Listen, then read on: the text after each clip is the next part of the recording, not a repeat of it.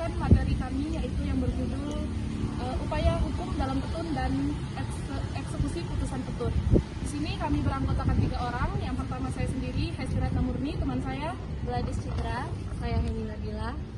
Saya akan menjelaskan yaitu tentang upaya hukum dalam petun seperti perzet, banding dan kasasi dan peninjauan kembali. Sedangkan teman saya Saya akan menjelaskan tentang prosedur eksekusi putusan petun dan kendala dalam pelaksanaannya. Saya akan menjelaskan permasalahan dalam pelaksanaan eksekusi putusan.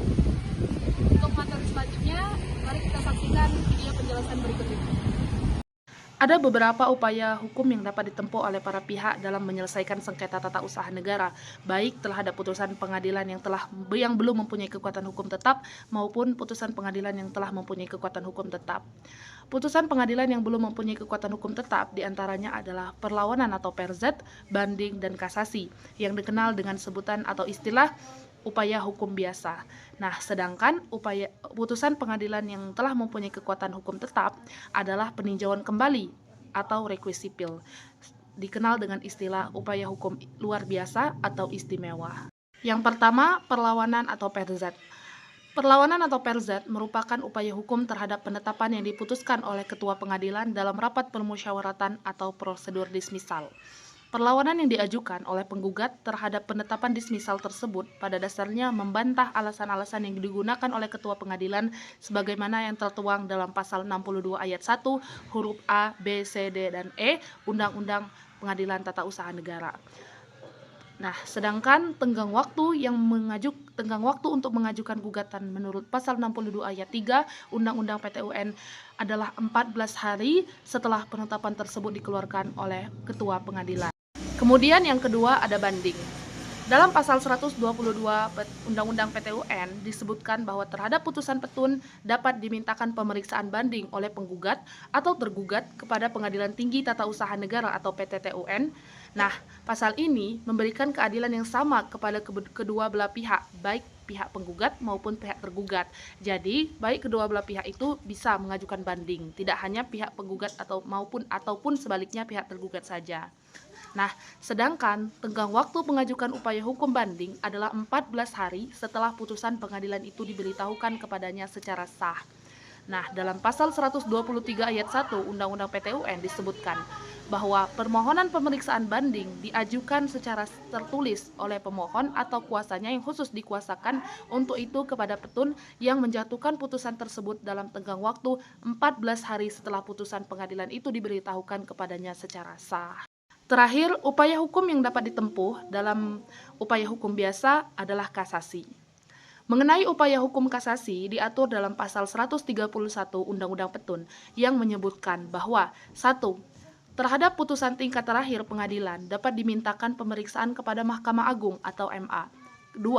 Acara-acara pemeriksaan kasasi dilakukan sebagaimana dimaksud dalam ayat 1, dilakukan menurut ketentuan sebagaimana dimaksud dalam pasal 55 ayat 1 Undang-Undang Nomor 14 Tahun 1985 tentang Mahkamah Agung. Kemudian, dalam pasal 46 ayat 1 disebutkan bahwa tenggang waktu mengajukan kasasi adalah 14 hari sesudah putusan atau penetapan pengadilan yang dimaksudkan diberitahukan kepada pemohon. Kemudian, upaya hukum yang terdapat di dalam upaya hukum luar biasa atau istimewa ada peninjauan kembali. Dalam Undang-Undang PTUN juga mengenal upaya hukum peninjauan kembali sebagaimana yang diatur dalam pasal 132 yang menyebutkan bahwa 1.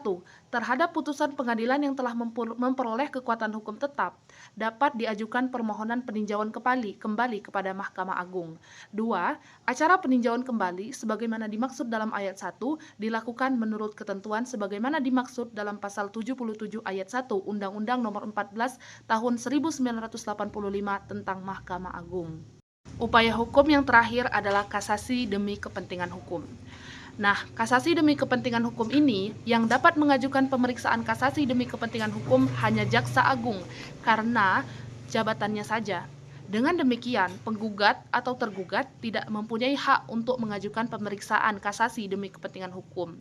Yang dapat diajukan pemeriksaan kasasi demi kepentingan hukum adalah hanya putusan pengadilan tingkat pertama atau tingkat banding saja. Akan tetapi, putusan pengadilan tersebut harus tidak mempunyai kekuatan hukum tetap, yaitu setelah tidak ada lagi upaya hukum biasa yang masih dapat dipergunakan. Sekian materi upaya hukum yang dapat saya jelaskan, dan selanjutnya akan dijelaskan materi tentang eksekusi putusan pengadilan yang akan disampaikan oleh rekan saya. Assalamualaikum warahmatullahi wabarakatuh. Nama saya Gladys Citra Anggraini dengan NPM 222-10267. Di sini saya akan menjelaskan putusan dan pelaksanaan putusan. Putusan Pengadilan Tata Usaha Negara. Setelah selesai rangkaian pemeriksaan sengketa tata usaha negara, Hakim Ketua Sidang memberikan kesempatan kepada pihak-pihak untuk menyampaikan kesimpulannya masing-masing. Sesudah itu, Hakim Ketua Sidang menunda sidang untuk memberikan kesempatan kepada majelis hakim untuk bermusyawarah dalam ruang tertutup guna mempertimbangkan putusannya. Dalam musyawarah yang dipimpin Hakim Ketua Sidang, putusan merupakan hasil pemufakatan bulat, kecuali setelah diusahakan dengan sungguh tidak dapat dicapai mufakat bulat. Putusan yang dapat diambil dengan suara terbanyak, seadanya dalam musyawarah pertama tidak dapat menghasilkan suatu putusan, maka musyawarah dapat ditunda pada musyawarah berikutnya. Apabila musyawarah kedua ini tidak diperoleh putusan melalui suara terbanyak, maka suara Hakim Ketua Sidang yang akan menentukannya. Putusan pengadilan harus diucapkan dalam sidang yang dinyatakan terbuka untuk umum. Apabila salah satu pihak atau kedua belah pihak tidak hadir pada waktu putusan diucapkan, atas perintah Hakim Ketua Sidang saling putusan itu disampaikan dengan surat tercatat kepada yang bersangkutan. Bila putusan pengadilan itu tidak diucapkan dalam sidang yang dinyatakan terbuka untuk umum, maka putusan itu menjadi tidak sah dan tidak mempunyai kekuatan hukum. Pasal 108 UPTUN. Menurut Pasal 109 Undang-Undang Nomor 5 Tahun 1986, putusan pengadilan harus memuat 1. Kepala putusan berbunyi demi keadilan berdasarkan ketuhanan yang Maha Esa. 2. Nama, jabatan, kewarganegaraan, tempat kediaman, atau tempat kedudukan para pihak yang bersengketa. 3. Ringkasan gugatan dan jawaban tergugat yang jelas. 4. Pertimbangan dan penilaian setiap bukti yang diajukan dalam hal terjadi dalam persidangan selama sengketa itu diperiksa. 5. Alasan hukum yang menjadi dasar putusan. 6. Amar putusan tentang sengketa dan biaya perkara. 7. Hari, tanggal putusan, nama hakim yang memutus, nama panitera, serta keterangan hadir atau tidaknya para pihak. Putusan tersebut dapat diterapkan kewajiban yang harus dilakukan oleh badan atau pejabat tata usaha negara yang disengketakan. Kewajiban itu berupa 1. Pencabutan keputusan tata usaha negara yang bersangkutan. 2. Pencabutan keputusan tata usaha negara yang bersangkutan dan menertibkan keputusan tata usaha negara yang baru. 3. Penertiban keputusan tata usaha negara dalam hal gugatan didasarkan Pasal 3 Undang-Undang Nomor 5 Tahun 1986. Kewajiban tersebut dapat disertai pembebanan ganti rugi, dan khusus bagi sengketa kepegawaian, kewajiban tersebut dapat diberikan rehabilitas. Pasal 97 UPTUN. Pelaksanaan putusan. Putusan Pengadilan Tata Usaha Negara yang dapat dilaksanakan adalah putusan yang telah tidak dapat diubah lagi melalui suatu upaya Pasal 115 UPTUN. Dalam pelaksanaan putusan Peradilan Tata Usaha Negara tidak memungkinkan adanya upaya dengan menggunakan aparat keamanan negara. Dimungkinkan adanya campur tangan Presiden sebagai kepala pemerintah. Dalam hal Presiden sebagai kepala pemerintah bertanggung jawab pembinaan pegawai negeri atau aparat pemerintah. Presiden sebagai kepala pemerintahan bertanggung jawab dalam pembinaan aparat pemerintahan, dapat menaati peraturan perundang-undangan yang berlaku, termasuk menaati keputusan pengadilan sesuai dengan prinsip negara hukum.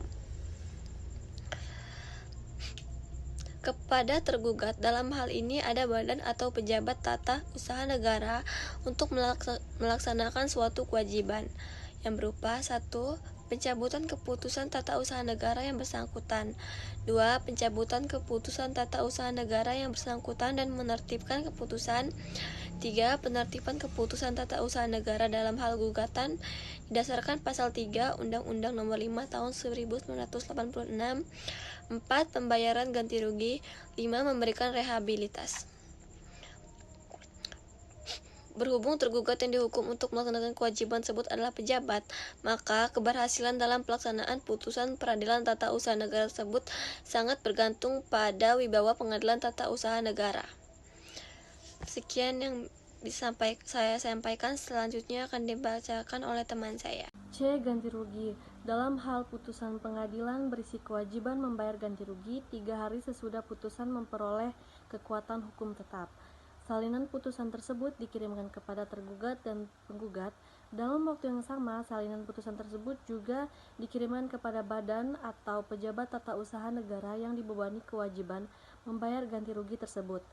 Menurut pasal 120 ayat 3 Undang-Undang Nomor 5 Tahun 1986, besarnya ganti rugi beserta tata cara pelaksanaan ketentuan sebagaimana dimaksud dalam pasal 97 ayat 10 diatur lebih lanjut dengan peraturan pemerintah pasal 120 UPTUN. Peraturan pemerintah yang mengatur tentang ganti rugi ini adalah Peraturan Pemerintah Nomor 43 Tahun 1991. Di dalamnya peraturan pemerintah tersebut ditetapkan besarnya ganti rugi yang dapat diberikan paling kecil sejumlah 250.000 dan yang paling besar sejumlah 5 juta. Ganti rugi yang dibebankan kepada badan-badan tata usaha negara pusat dibayar melalui anggaran pendapatan dan belanja negara atau APBN, sedangkan ganti rugi yang dibebankan kepada badan-badan tata usaha negara daerah dibayar melalui anggaran pendapatan dan belanja daerah atau APBD. Tata cara pembayaran ganti rugi yang dibayar melalui APBN lebih lanjut akan diatur oleh Menteri Keuangan, sedangkan tata cara pembayaran ganti rugi yang dibayar melalui APBD lebih lanjut akan diatur oleh Menteri Dalam Negeri. Selanjutnya, rehabilitasi. Bila dalam suatu sengketa kepegawaian gugatan dikabulkan dengan disertai kewajiban memberikan rehabilitasi, maka dalam waktu 3 hari salinan putusan pengadilan yang sudah mempunyai kekuatan hukum tetap dikirimkan kepada penggugat dan tergugat. Salinan putusan pengadilan tersebut juga dikirimkan kepada badan atau pejabat tata usaha negara yang akan melaksanakan rehabilitasi tersebut dalam waktu 3 hari setelah putusan tersebut mempunyai kekuatan hukum tetap. Rehabilitasi ini diberikan dengan tujuan untuk memulihkan hak penggugat dalam kemampuan harkat dan martabatnya sebagai pegawai negeri seperti semula. Dalam hal ini termasuk hak menyangkut jabatan pasal 121 PTUN.